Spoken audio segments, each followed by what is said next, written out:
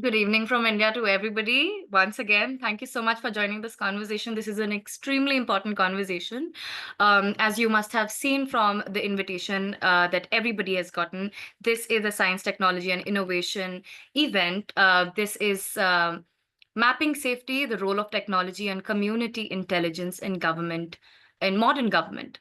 Um, we are Red Dot Foundation Global, and we got the opportunity to host this event as a sidelines of the 10th Multi-Stakeholder Forum on Science, Technology, and Innovation for the SDGs 2025. We are also extremely thankful for our sponsors. We have Vivat International, Congregation of the Mission, Sorom Soroptimist International Dominican Leadership Conference. Thank you so much for sponsoring us. Thank you so much for sponsoring this very important conversation.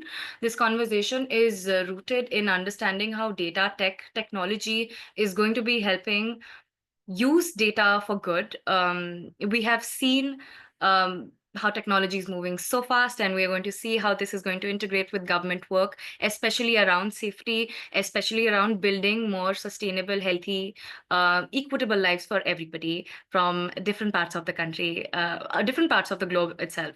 And with that, we can start this conversation. I would like to walk you through a little bit of what we're going to do. I'm going to go ahead and introduce the hosts that we have. But before we do that, because we have been very interested in wanting to know where everybody comes from and what are our views on using data for better governance, we have a small little poll for you that Camilla, we can go ahead and start. Yes, this is the pre-survey for you before the event starts. Please go ahead and tick the correct answers as you feel like. I will walk you through the questions. The first question is on a scale of 1 to 5, how much do you believe policy making must be based in data-driven insights? To simplify this question, do you, from a scale of 1 to 10, believe that the policies that are building for the betterment of your neighborhood should be grounded, should be driven by data insights specifically? Second question is on a scale of 1 to 5, how confident are you on your ability to conduct data-driven advocacies? And the third question is on a scale of 1 to 5, how well do you understand the usage of data for policymaking? And that's the three simple questions. Nobody's going to get marked on this, I swear. There is no right answer. There is no wrong answer. You can just go ahead and express to us what you feel, and we will take that into consideration while we're having this conversation. I'm going to give 10 seconds for this poll to end, and then we can go ahead.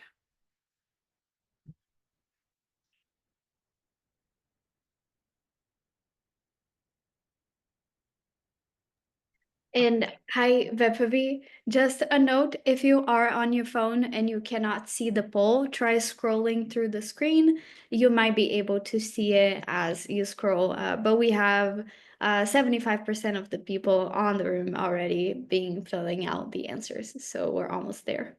I would say A for us. 80% is good. It's good. It's good. So I will now end the poll. Thank you so much for sharing with us what you feel. Before we go ahead, a little bit of an introduction of who I am. My name is Vaibhavi, and I hope we can all remember my name by the end of the session. But still, my name is Vaibhavi. I work as the manager for policy and stakeholder advocacy in Red Dot Foundation Global. I am extremely excited for this conversation because this is pretty much up my alley and the work that I do. But before we do that, I would like to give Camilla an opportunity to explain to our viewers what is it that Red Dot Foundation does and our overarching idea of using data for good. Yeah. Thank you, Vepavi, and welcome everyone. Thank you so much for being here. As Vepavi said, my name is Camilla. I'm the Tech and Data Product Manager for Red Dot Foundation Global and the Safecity app. And Red Dot Foundation and Red Dot Foundation Global are two sister organizations based in India and the US with the mission of ending sexual and gender-based violence and promoting safer spaces for women and girls through crowdsourced data. And what does that mean? It seems like a bunch of big words. And basically, what we do is through our Safecity app, which I'll ask Louise to share the link in the chat with all of you so you can browse around to see what it looks like. We crowdsource stories of sexual and gender-based violence or violence against women and girls from around the world. Our app is available in 12 languages. And these can be situations that are simply uncomfortable, situations that happen daily, such as catcalling, such as ugling, such as touching and groping, up until cases of domestic abuse, rape, and human trafficking. What we do with all of that anonymous data that we receive is that we aggregate that into geographical hotspots. And by doing that aggregation, we conduct data analysis to provide actionable insights for government and police. And I am beyond excited for this panel discussion because today we are going to be talking about that latter part, right? Which is how do we transform data into action? And I just wanted to take 1 minute to share the results of the poll since we are on a data-driven and data to action call. I wanted to share the results of the poll with all of you, and it seems like we all have a pretty good understanding that policymaking must be based on data-driven insights.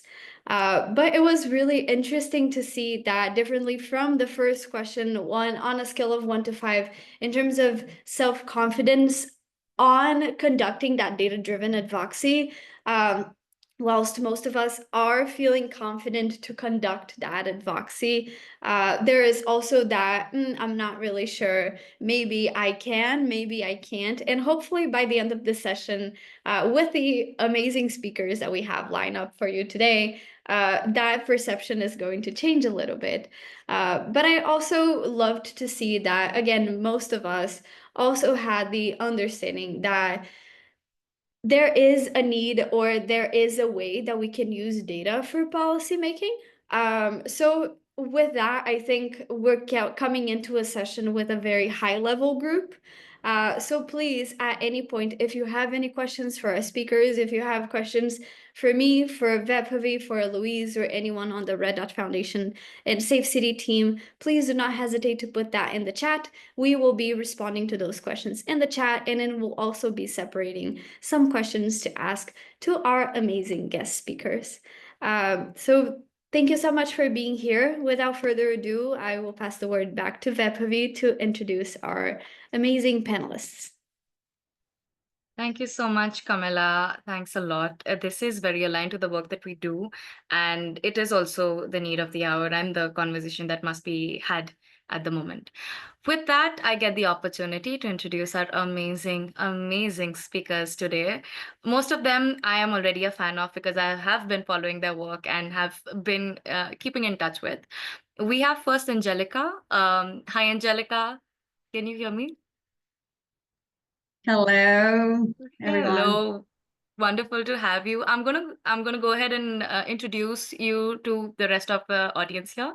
So Angelica is a social impact specialist with a background in government and international relations and a master's in governance and public policy with over 8 years of experience in citizen participation, transparency, and inclusive governance. She currently leads global technical assistance at Poverty Stoplight. I always mix it. Poverty Stoplight, a participatory and technology-based toolkit that enables families to access and address multidimensional poverty. And we have tried the toolkit ourselves. We had a bit of a walkthrough with Julia, and it's an amazing toolkit with the indicators that you have.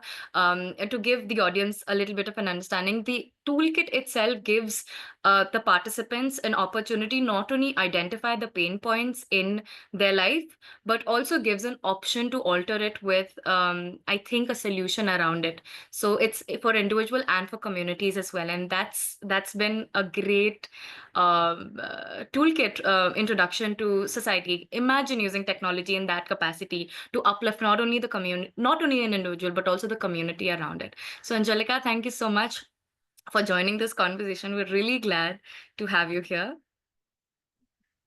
I'm so thrilled to be here. Thank you so much for the invitation. Thanks a lot. We're going to have a really good conversation with you too. Next, we have Janaina.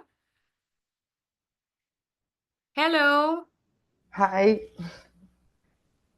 One second. Hi, how are you?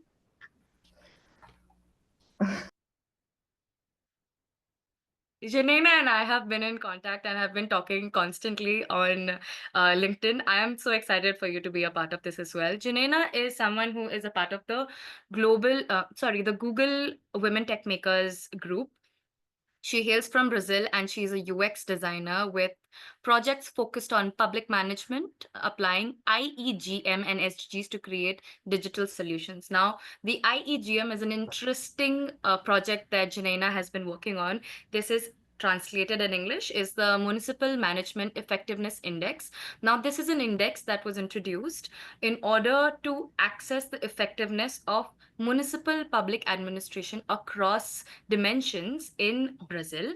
A few of the dimensions are education, health, public finance, planning, environment management, city protection, and information communication technology. And this is insane because we have someone on board who is not only participating from the capacity of understanding how important data is, but also works from the perspective of the back-end work that has been done in technology to be able to make these toolkits, to be able to create the technology that is needed for people like us to be able to advocate about it or use it to collaborate with stakeholders about it. So really, really happy to have you here, Janaina. Thank you so much for joining. And we will have a good conversation with you too. I am audible?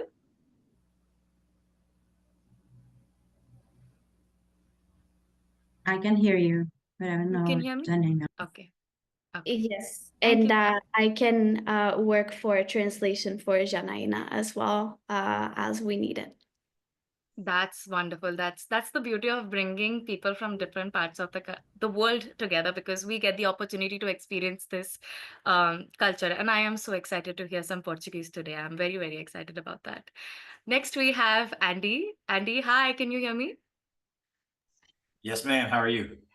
I am doing good. How are you? Nice to see you here. Good to see you. A little bit about Andy, who I have met once before, but have been a fan of his work as well. He is the director of growth from Simsys. Andy Horn is an experienced public safety professional with a bachelor's in criminal justice and criminology and a master's from the University of Texas at Dallas. As a former police commander with the Carrollton TX Police Department and a current reserve deputy sheriff for the Tarrant County Sheriff's Office, and he brings practical law and enforcement expertise. After a career shift to becoming the Director of Information Technology for the City of Carlton, Andy has worked in public safety technology since 2019. Wow.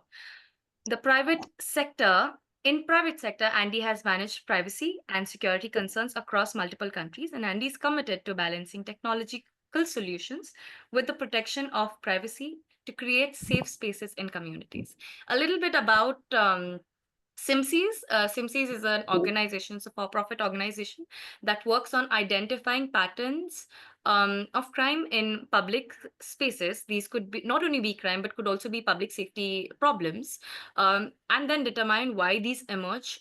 Basically, working on the environment that is given is giving opportunities for criminogenic activities to happen, and that is very interesting because for someone who was working with law enforcement agencies to coming on this side now, that must be a different shift. So we're really happy to have you on board as well. And these are our three amazing guests. And if we were not virtual, we would do a huge round of applause for all of you for coming here. But we're really, really grateful for having you. And with that, maybe we can start our conversation. Camilla and Luisa clapping. Thank you so much for that. Before we go ahead, I wanted to know a little bit about all of you and how did you get into this space of tech and using tech for good. So we can start with Angelica, if you could go ahead and let us know. Thank you. Well, I've been working with citizen participation for a long time, and but I was mostly from the academic perspective of things. And I really wanted to see that in action. Okay, what's to be in the other side? What can be done to improve or to leverage the citizen participation and to improve actually the quality of life of people? So that's how I encountered Fundación Paraguaya. And one of her programs is Poverty Stoplight. So it's basically to leverage what I was doing, but from an action perspective, not only the academic perspective of things. So it's been a journey because it's like, how can we make this information like something useful for taking action? It's not an easy question.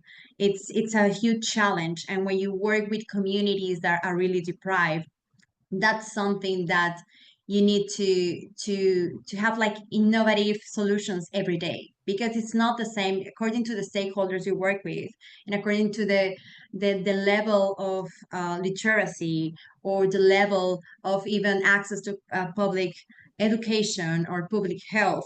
You encounter different challenges. So basically it was a journey of me trying to find the best way um, to put my knowledge somewhere where action was actually involved in this. So it was basically my personal journey, and Fundación Paraguaya was a great place, and it is a great place because we work in communities here in Paraguay, but we are in 59 countries worldwide working through partners locally. So yeah, that's basically the journey. Thank you so much for sharing that, Angelica. That must be a really big move, moving from academics, very books oriented, research oriented work to coming on ground and speaking to people. I think that's one of the ways of measuring impacts of how many people's lives you touch and how many people's lives you change. So I think that's great. Thank you so much for joining. Andy, how did you get into this profession of tech, using tech and data for good? Yeah, so obviously, with my policing background, I started as a patrol officer, the regular uniformed guy that was on the street corner. And then as I went through my career, two things happened. Number one is as you promote, your experience expands, right? I happened to work in a city that was very diverse. We had a large Southeast Asian population. We had a large South American population. So in the States, we call that sometimes a minority majority, meaning that what are traditionally considered minority groups are actually the largest portion. So you learn a lot about other cultures and things. And then the second part of that was, I jokingly say I was the nerdiest person in the room. So I kept getting assigned more and more tech responsibilities. That then led to a day when I was oddly and surprisingly offered the job of CIO for our city.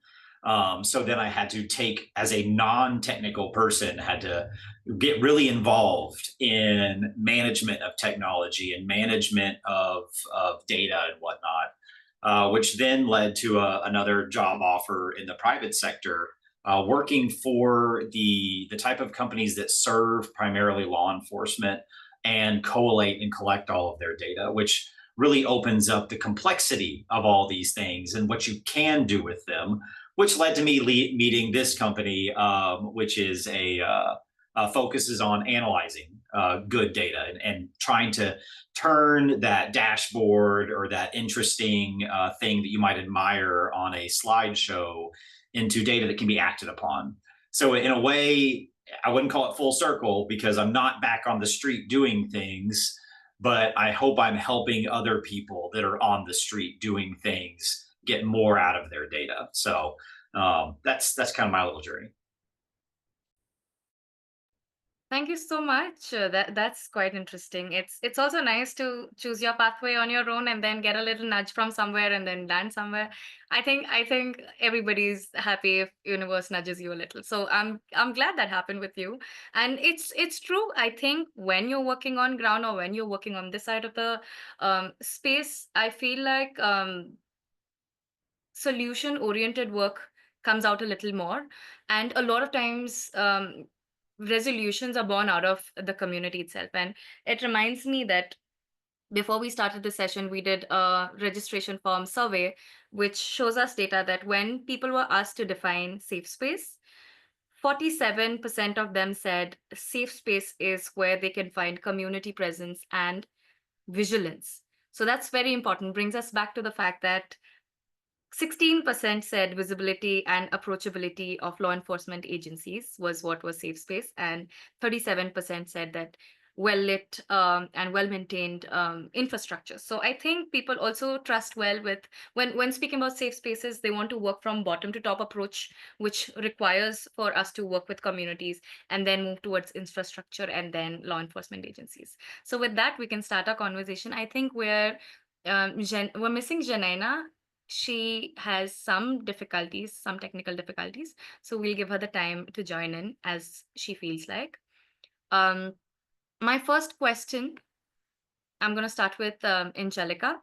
Um, in light of rising smart cities and the smart city initiatives all across the globe, how important is active citizen participation in helping make laws and policies better, safer for the cities? So, coming back to the same, how do we bring the community into this conversation so that there's an extension forward from there?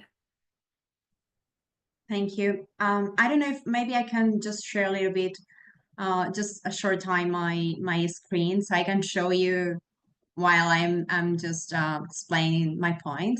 Great. Awesome.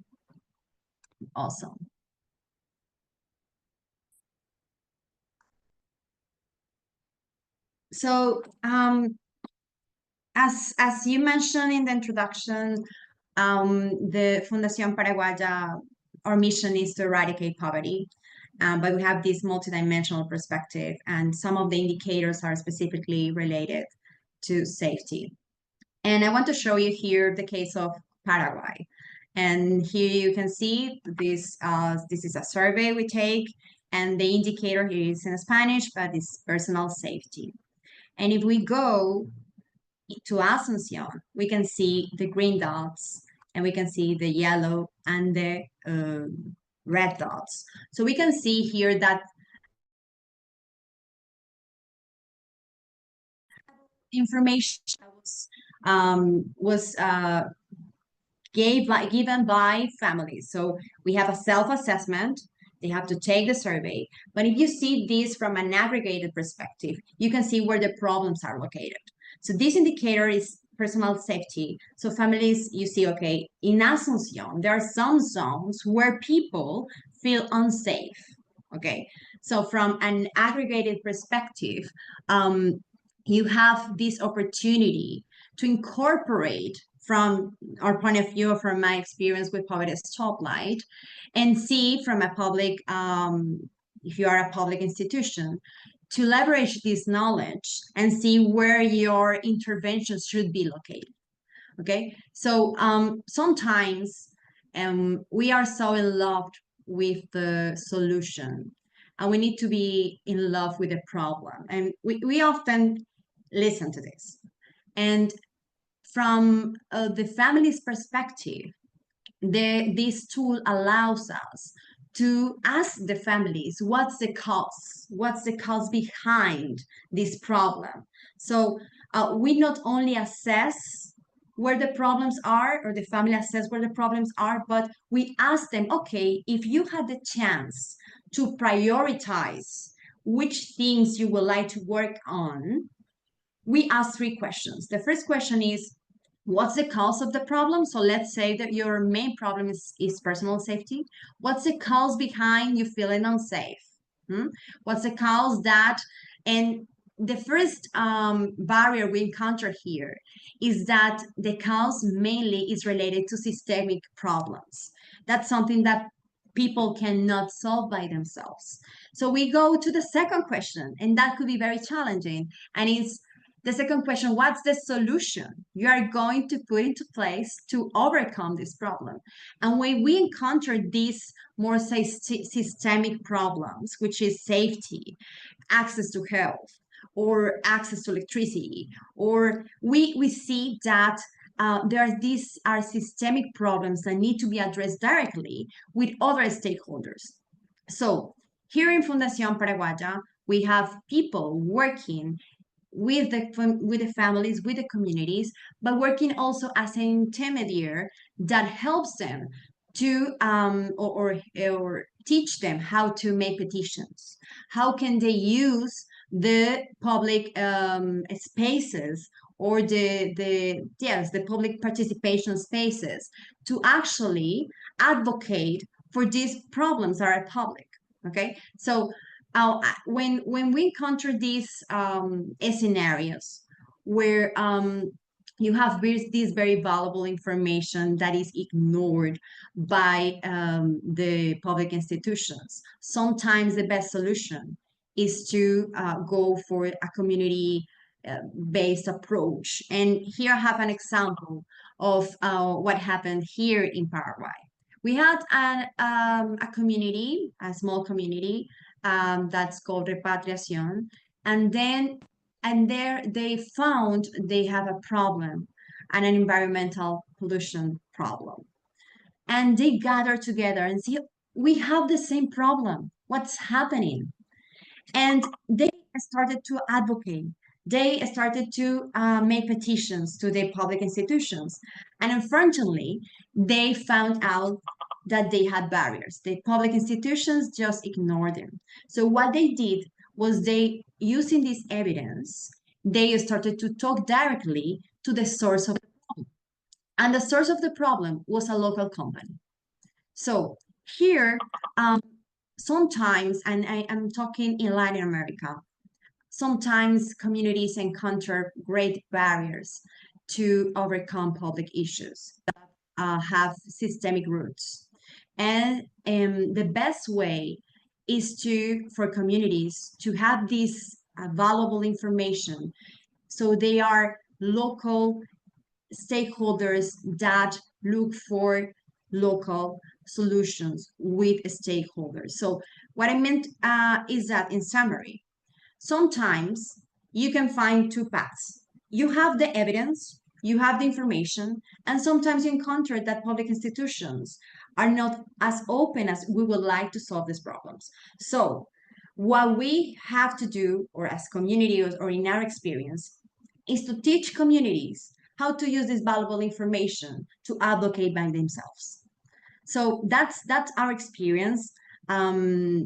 We are more used to problems like access to electricity and access to health, access to education, but safety is a huge problem in Latin America.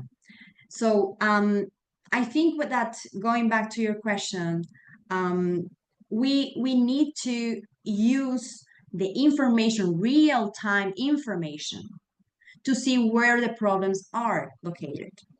But we also have to teach communities how they should advocate by themselves. Because sometimes there is a gap. There is a gap between the institution that provides, let's say, some spaces so people can participate, and the opportunity, or the real opportunity of communities to make these spaces somewhere they can find solutions. So we have to teach communities that this space exists, but there are some other solutions they can implement by themselves, and they should advocate with the stakeholders that are the root of the problem. So that's basically from our experience, but I don't know if you have any follow-up question.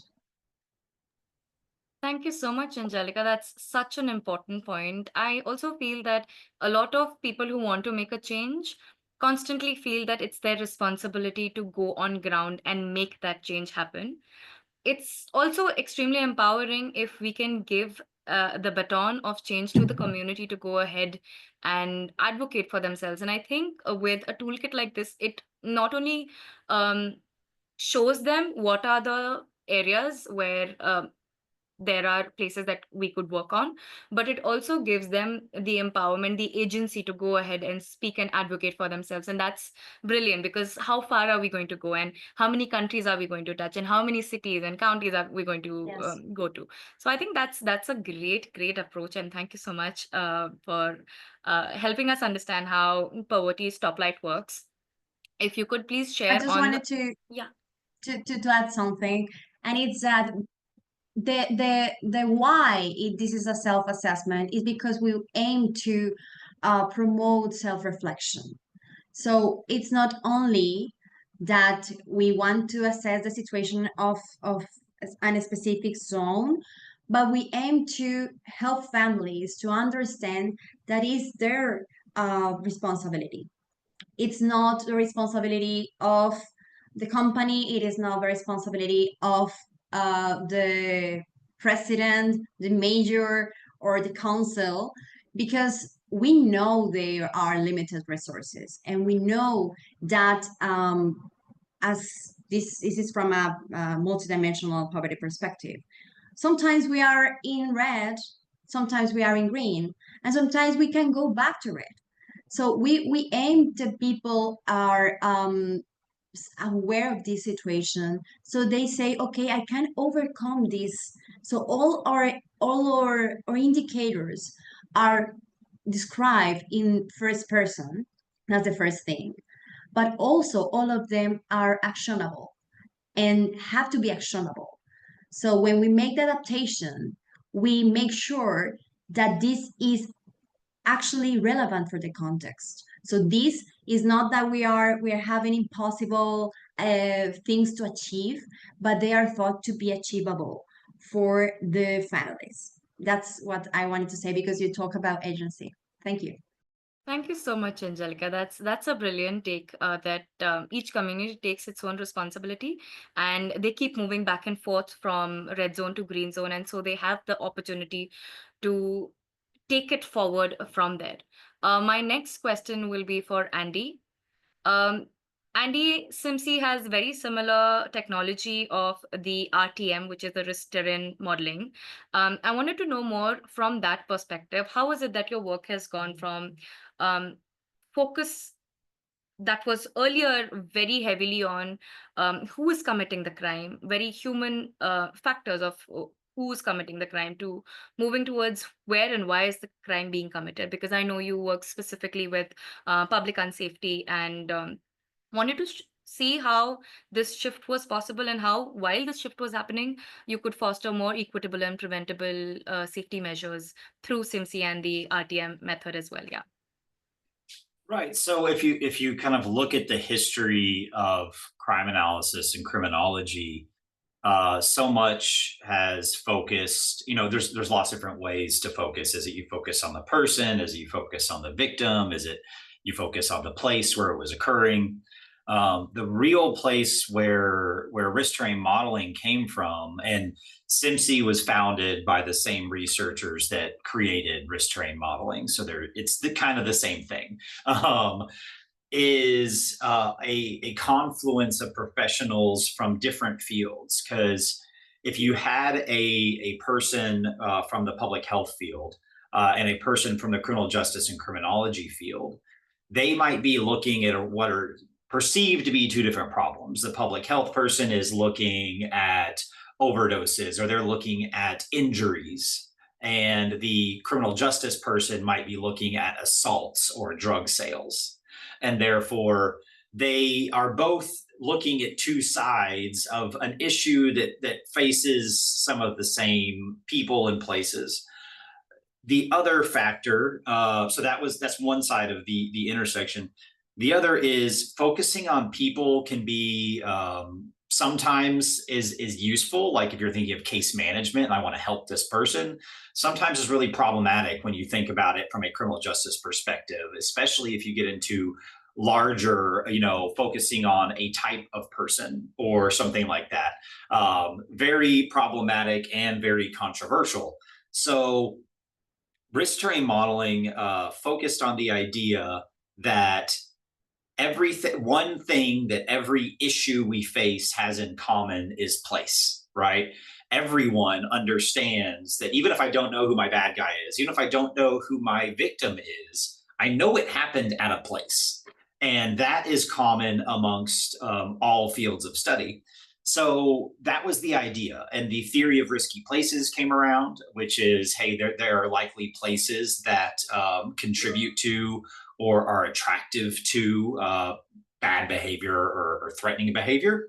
And then the process of risk terrain modeling is an analytical heuristic of multiple different types of analyses running to take that behavior, typically an unwanted behavior, and reverse engineer what are the places that it is close to, or what are the places that it seems to be occurring. And that then gives the stakeholder a way to think about that is different than thinking about the person. And it gives them a way to intervene that is different than, let's say, from a law enforcement perspective, you can't arrest everyone, right? Nor should you, is another issue. But beyond that, and I think this is where it's really important, kind of leaning into your last question, which is, what about citizen information or public information? And to Angelica's point, agency is, if I work with a law enforcement agency, I know and they know that the data they have is only a small portion of the data of what's actually occurring. So, and if we think of particularly in the places where Red Dot and some of these other groups focus, are crimes against women, violence against women, gender-based violence is one of the most underreported issues. The other aspect is we're looking at behavior. So the behavior we look at is thematic. If someone comes to me and says, I want to analyze gun crime in the city of New York, then I'm looking primarily at things like gang violence and assaults and robberies.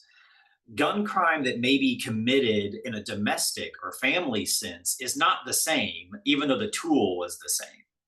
The reasoning why someone was robbed with a gun and the reasoning why a woman was assaulted with a gun in their own home are very different behaviors.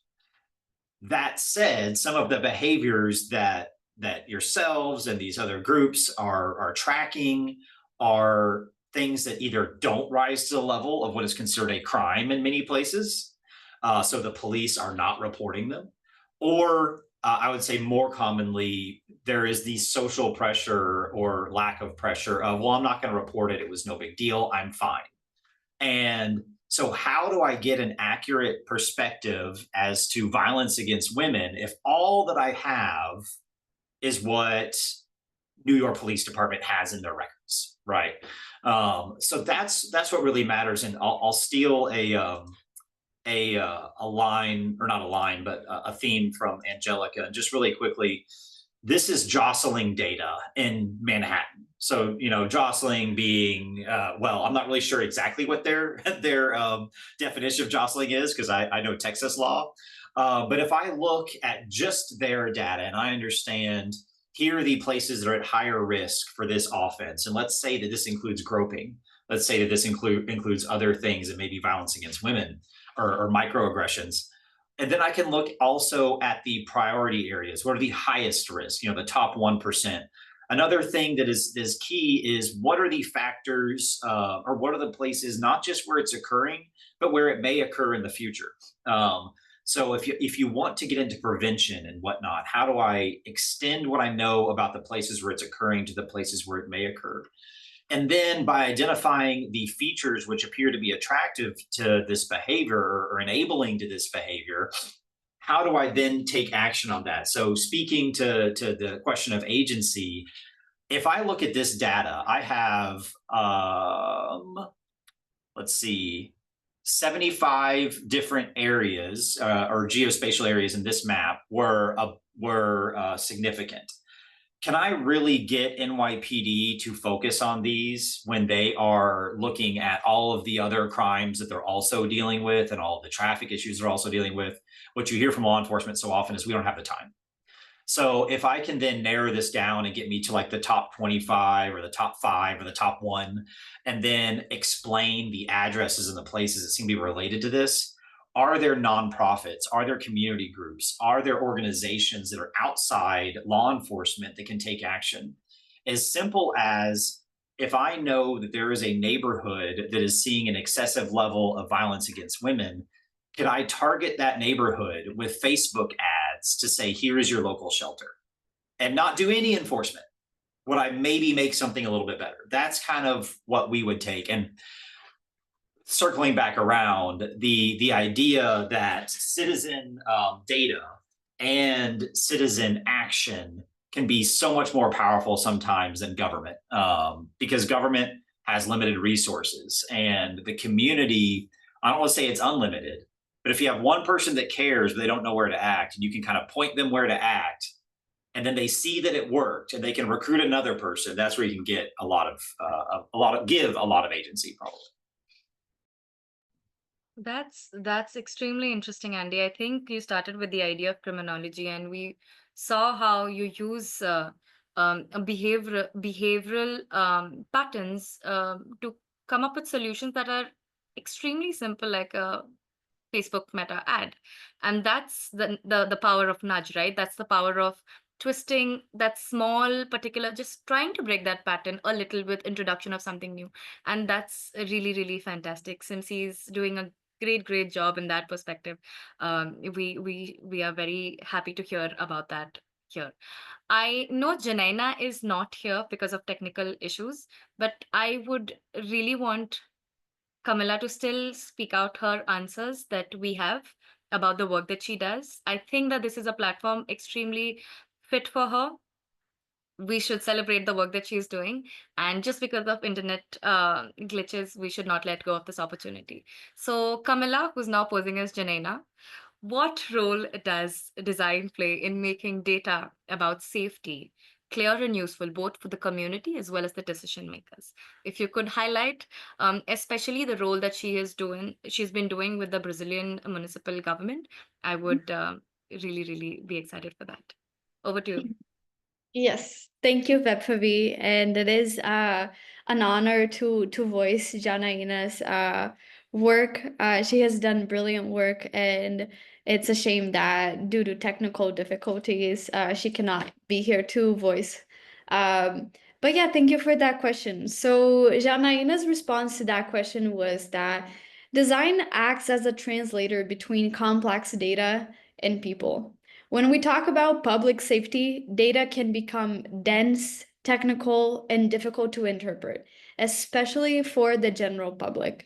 And here I'm gonna make a small interjection of Camilla's hearing Andy and hearing Angelica and listening and seeing in the chat. We had a question from Lydia, who said that in her community, there's a lot of poverty is contributed by illiteracy, or illiteracy contributes to poverty.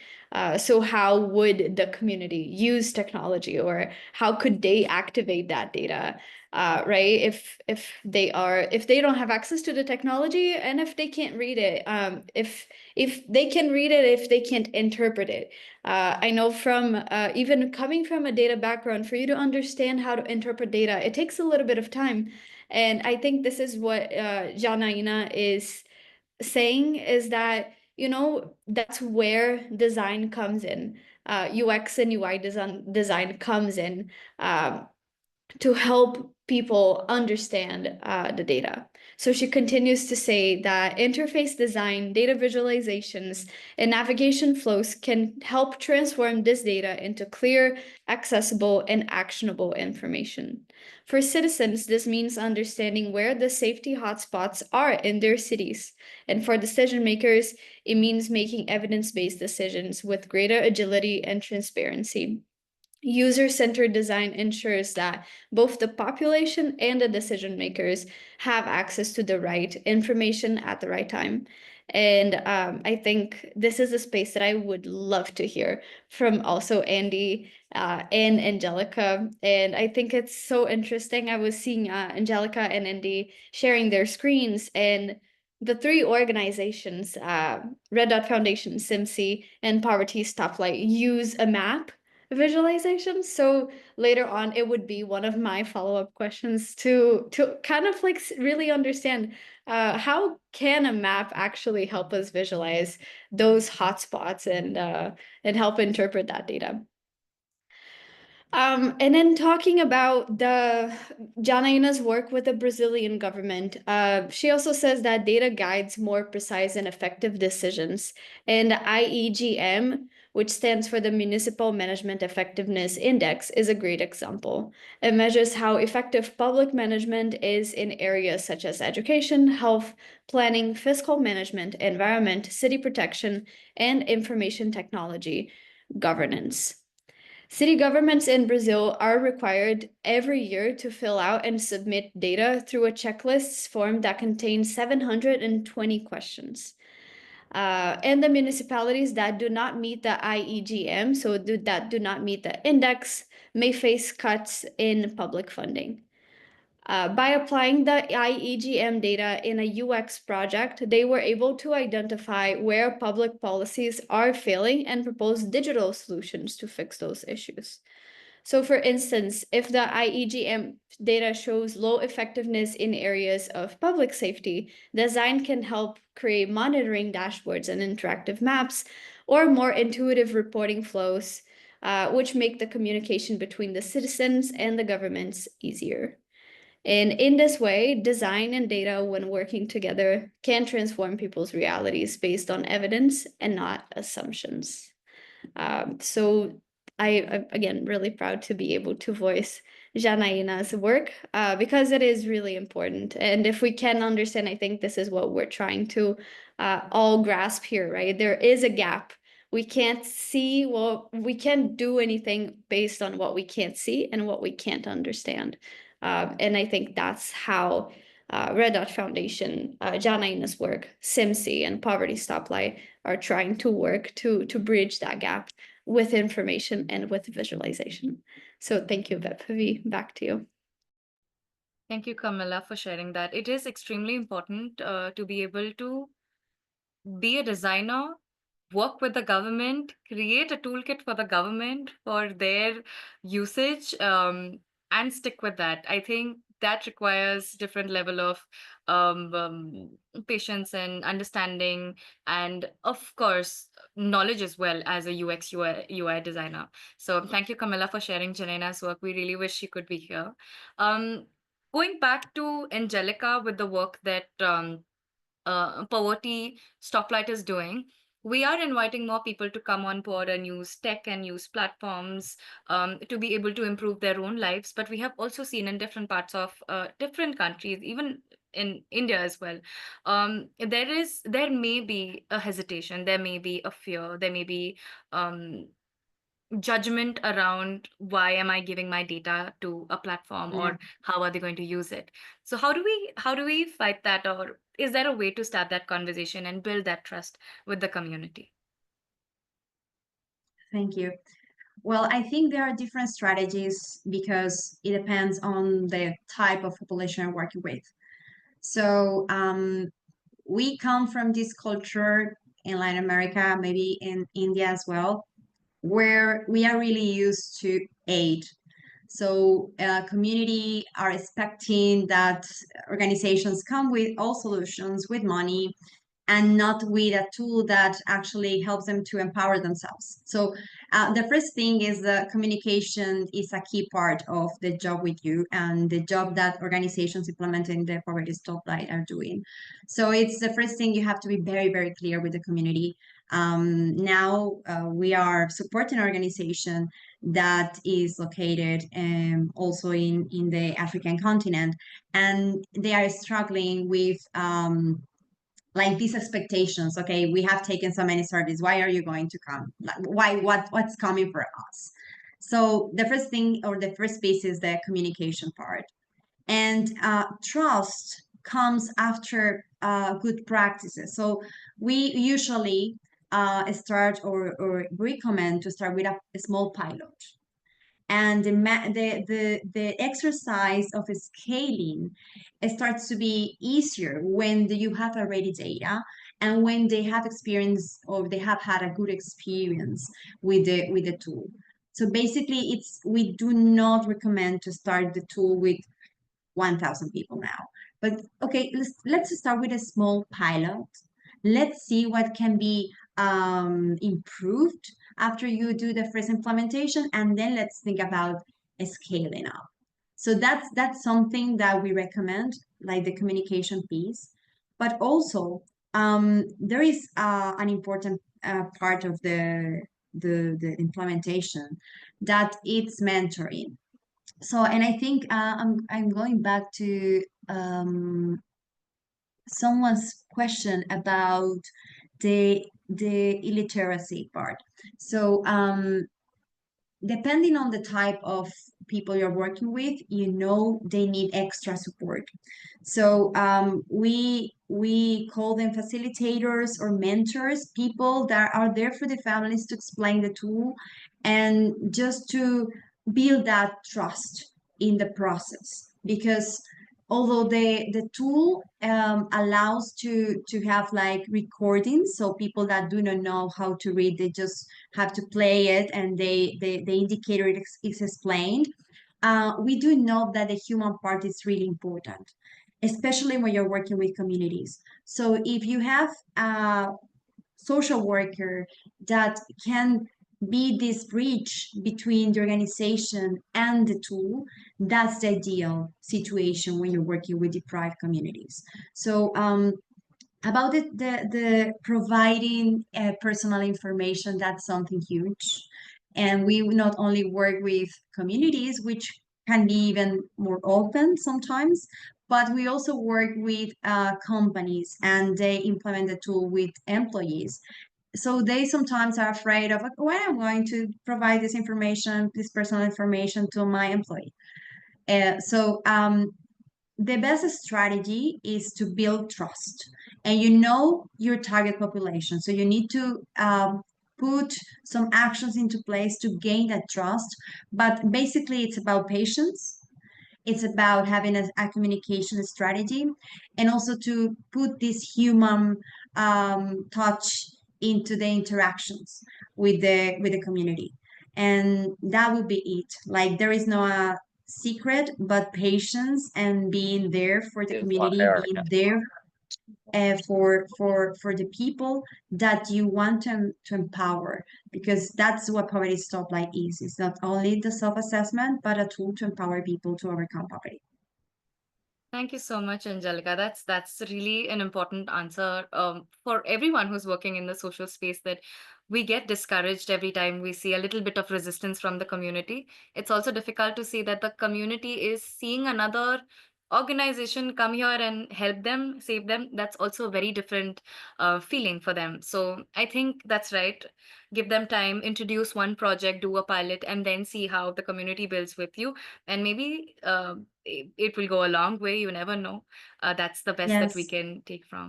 Thank you so And much. I forgot to say something, if Yeah. I'm allowed, and it's that we we recommend having a baseline survey and a follow-up survey. So then you have that comparison, and when you have these good results, you see, okay, these people are moving from red and yellow to green. So you have success stories to share. So when you see someone that you can relate to overcoming things that you thought was not possible, you just start to believe in the process. And that's something that we have evidence during our journey. Thank you so much. Another important thing to add, testimonies, follow case studies, follow these smaller pilot changes that are happening in the community. And that's really insightful. Thank you so much, Angelica. Andy, I had a question for you, but I think I'm just going to pick it up from the chat box that we have. Alice is asking, how can community organizations that handle sensitive information protect their data from from authorized person or surveillance from government, considering most are not very conservative with technology that is tech friendly. So this is Alice from Pink Gender Watch Network CDO. Yeah, so obviously it's a very complex question because we have a lot of different countries and representatives here. But I think there are a few primary issues. Number one is step one is some easy training that you can get and give to your volunteers, your members about basic cybersecurity, as in don't click links, don't download things, whatever. Because the ways that someone who may be interested in your work in a bad way, whether or not they're a government, whether or not they're a hacker, whether or not they are just a criminal, they're all going to be the same ways, right? The way that a government gets into my system is the same way that a hacker gets in. And I actually, when I was CIO for Carrollton, I went through a citywide cyber attack where we lost all services. This is back in 2019. The hack originated out of the contested area in Crimea. So it was from Ukraine, but it was probably Russians that were doing it, and it was a what's the word? It was a ransomware attack. So I've lived through this, and it's a terrible experience. I wouldn't want you to. So and it was all started by someone clicking a link on an email. That now it was empowered by a lot of other really bad cybersecurity, but there are some simple things to look at, and this is something I, as a person, do. If you're looking at where do you host your data, hosting data is one of the most critical aspects, because if your government is going to try and seize, or if someone's going to try and seize data, they can only do it where they can reach it. So are you hosting your data in a country that is subject to the laws of your country or has an agreement with the laws of your country? I will say personally, the Nordic countries, as in Sweden, Finland, Denmark, Switzerland, places like that.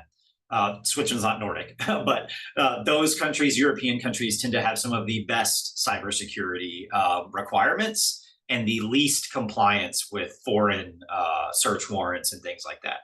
And I say this as a former cop. I want you to protect yourself, right? My personal email is hosted in Switzerland, I think. My cloud storage is hosted similarly. So that's one aspect of it. Another is, what are you analyzing and what are you storing? If you are not, as an organization, if you don't need that citizen's name, then why do you have it? Never take it in the first place. Why are you taking anything that you don't have direct use for? So I had this conversation internally at my last company, and we were talking about building our new analytics platform. And they said, well, we can now capture all of this data. And I said, cool. Where does it show up in the analytics platform? They said, oh, it doesn't. And I said, then why are you capturing it? Because if it's not going to be analyzed, then it is useless. I mean, essentially, in the capacity that we were looking at. And so if you are focusing on like something like the work that Red Dot does, the key factor is to have the place in the incident and maybe the time and whatnot where it occurred. Does it matter that it happened to Andy or Camilla? No. Then why would I ever store that? And so you can build the technology that you use, the technology that you purchase. You can look for those things, and you should ask those questions of, is it storing my personal data? Is it storing the technology data about the device that I sent it on? I don't want to go down this too far because it really gets kind of 1984 George Orwell-y. But as a person who is very into personal security, even if I don't have a Facebook account, which I deleted mine a couple months ago, Facebook still knows who I am. Facebook still is one of the biggest ad sellers in the world. And they do things like what's called fingerprinting, which is they look when you open your browser and you hit a website that has a Facebook ad tracker. It looks at what's the resolution of your monitor, What's the the frame rate refresh? What is the what do you call it? What browser are you using, and what model of version of the application is it? And it will start cutting down and saying, okay, only of the 8 billion people on the planet, only 4 billion are using Bing. And then of those 4 billion, only only 200,000 of them have a monitor that's this resolution. And so it can get to pretty good identification of this is probably this person based on your usage and cookies from other sites. So there's some really basic stuff that you can do looking into privacy. If you look into websites like privacy, what is it? Privatize. It's actually PRIVATEYES, I think, something like that. They will give you tools you can give to your employees, like what are the best messenger apps that do not log things. What are the best operating systems that do not create a record or can be taken with you on a thumb drive? And therefore, you're not actually using the computer that you're logged into, you're using this thumb drive. And if you're in a bad situation, that thumb drive can go in a trash can as you walk. I recognize that these are not the world that we all live in, but some of you on this call probably do live in that world. So it's really critical. I think, unfortunately, as a leader in your organization, the burden is on you to show people how to do this and to make it as painless as possible. And unfortunately, cybersecurity these days is not painless. I was the guy that after our hack made everyone start using a city-owned cell phone that had 3 ways of logging in and whatnot. But that was the only way that I knew I could control my data. And there are also some great tools out there, not to endorse any company, but like my favorite one was I had just turned a particular tool on and I went to reply to an email and it said, you can't reply to this email. You put a credit card number in your email. And I was like, no, I didn't. And I scrolled down on the email and this was a receipt that I was sending to my personal assistant. And the receipt included my full credit card number, which I didn't. Number one, that's bad. But number two, the system caught it because I didn't. I'm the average user as well. I just hit forward and they're like, don't send that, So there's some great stuff out there that you can look for. There are no doubt hurdles to do it. I did want to say something real quick on the literacy issue too, which is we all talked about mapping. Angelica leaned into this as well. Like, I think the way that I say this is people understand their street corner. They don't necessarily understand a chart or a graph or an app or whatever. But if you go to a community meeting and you say that place right there, that's what you need to think about, they get it. And that's all that matters. Thank you so much, Andy, for walking us through not only the ideas of cyber safety surveillance, but also explaining how visualization really works in person for them as well. And thank you so much, Andy and Angelica. I will now put you both on spotlight and see if we have any more questions. We may wrap it up in 5 minutes, next 5 minutes, if that's okay.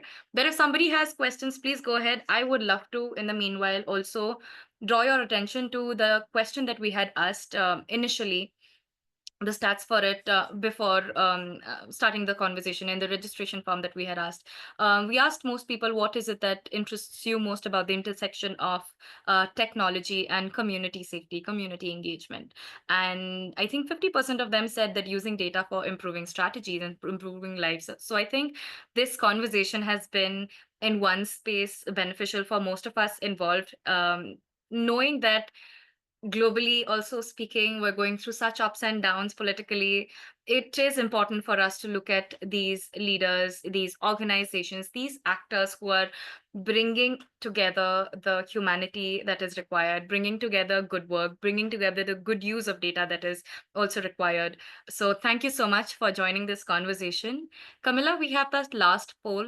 If we could just go ahead and launch it. In the meanwhile, any concluding thoughts, any suggestions, any comments, anything that would be comfortable. Andy and Angelica, if you're comfortable, we could share your LinkedIn page, or I've also shared SIMSI and Poverty Stoplight's email address as well. If somebody wants to connect with you individually, they can do that as well. That's a space that is available here. Luis, Camilla, if you have any comments. Jillian, hi. We have a lot of our team members here as well. Yeah, I can have a question or a comment that is overall. So first, thank you, Andy. Thank you, Angelica, so much for being here and sharing about the work that you're doing and sharing your insights in regards to community intelligence and to data for community intelligence and how do we transform that into action. And I think just to leave on a nice note for our audience, what do you recommend as we have people from all around the world? We have people from India, we have people from Kenya, Nigeria, Brazil, US, Romania, UK. I'm not going to list all of the countries, otherwise, I'm going to spend 20 minutes here. But if a lot of folks that are here, and I'm seeing this in the questions and comments in the chat, are trying to implement citizen intelligence and they through data. So what would be your recommendations to them? What's the first step that they need to take? What's one actionable step that they can take to make that happen within their communities and within their organizations? Thank you. Yeah, I'll go. So I think Angelica already spoke about a lot of this of starting small, right? So one of the biggest things that we enable or we talk about are what's called a public safety collaborative.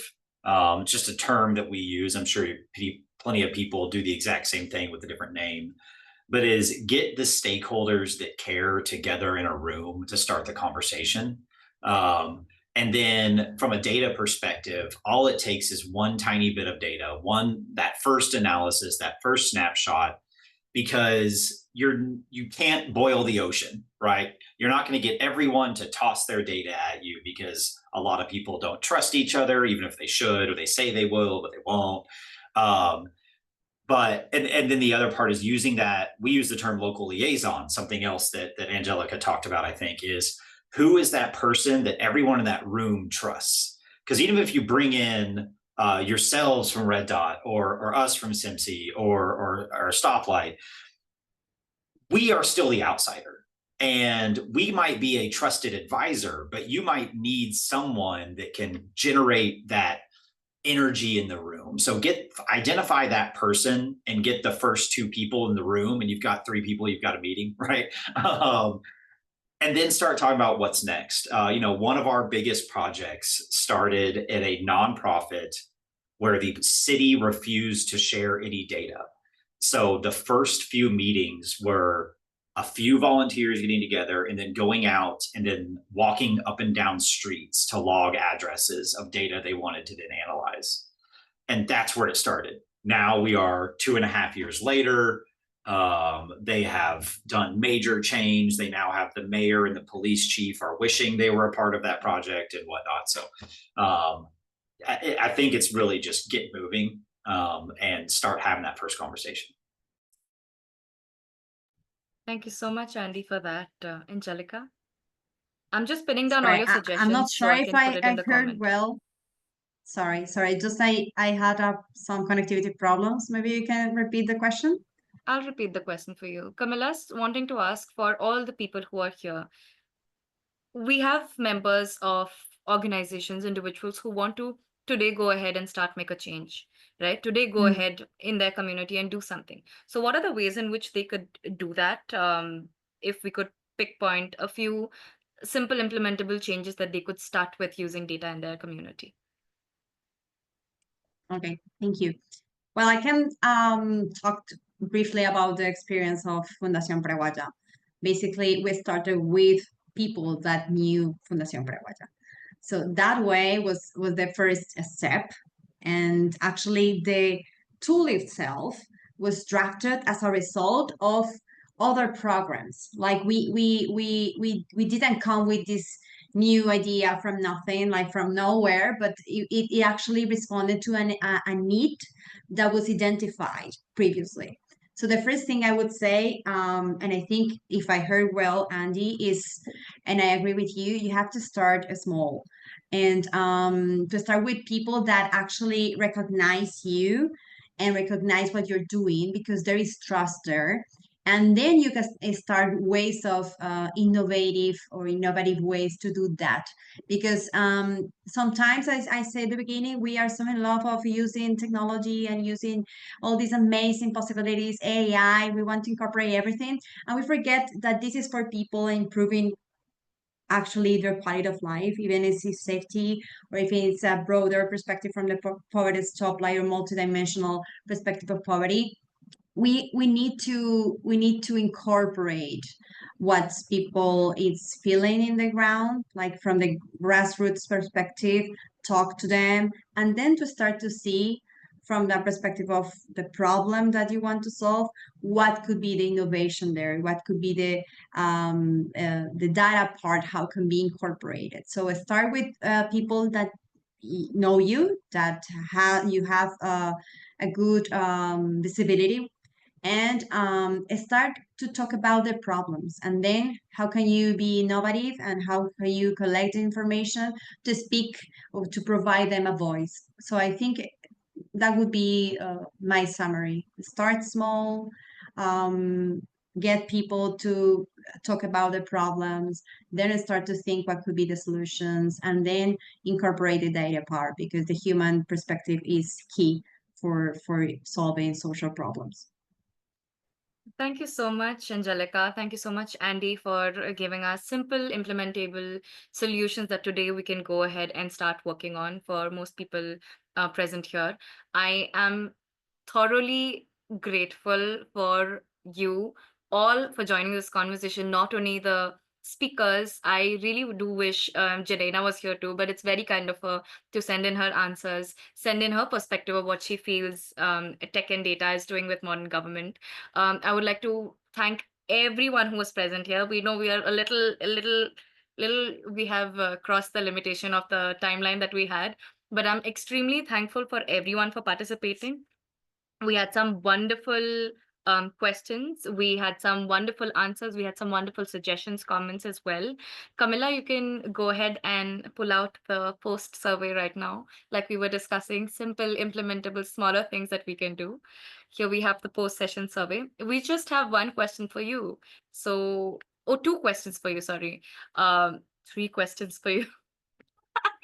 The first question is, after attending the session, on a scale of 1 to 5, how often would you push for policy making to be based on data-driven research in your community? This question wants to know, on a scale of 1 to 5, 1 being not prepared and 5 being fully prepared, how would you push for more policies that come across which are based and grounded on data-driven research? The second question is, anything else that you would like to add? If you would like to help us give suggestions and questions, we're all open. You have my email address, you have Camilla's, Angelica, and Andy's as well right now. And the third question is, on a scale from 1 to 5, how engaging and beneficial was this session for you? This one, you can skip on 1 and 2 and 3 and just go on 4 and 5. I'm just kidding. I'm kidding. Please be honest with however you feel. I can take this opportunity to route you back to um, the idea of this conversation, which was born out of the Science, Technology, and Innovation Forum. This is a sidelining event. We want to take this opportunity and thank our sponsors once again, VVAT International, Congregation of the Mission, Sorom Mist International, Dominican Leadership Conference. Thank you so much for being a part of this. Simsi and Poverty's Stoplight, and Janena, thank you so much for joining us with this conversation. I'm going to now end the poll. We have some questions. We have some questions coming up. I'll let the poll be. But if we have any final comments, if we have any final suggestions, Andy, Angelica, from you as well, it's all welcome. How did you enjoy? Do you feel like you want to be a part of more of these conversations? Is there something that we can do ahead, building upon this? I think that's something that we would definitely like to do. We're all working around the same concept with different problem statements, and that's very interesting to see. I'm gonna now end the poll and share the results as well. So we have 56% of people saying that they would love to go ahead and push for more policies that are data-driven. We also have 57% of people who have said that they have thoroughly enjoyed and have found this session session beneficial. Thank you so much. Technical difficulties and technical glitches always. Thanks a lot. I know we have taken a lot of your time. The recording of this conversation will be up on YouTube so that everybody can see it, especially for those who couldn't attend. But for those who did attend, thank you so much from the bottom of my heart. It's extremely important to be a part of this conversation. It's even more important to be able to give platform to other organizations that are doing brilliant jobs. So thank you so much. And I'm gonna, from my end, clap for everyone and stop recording. Thank you so much for having this conversation. Thank you so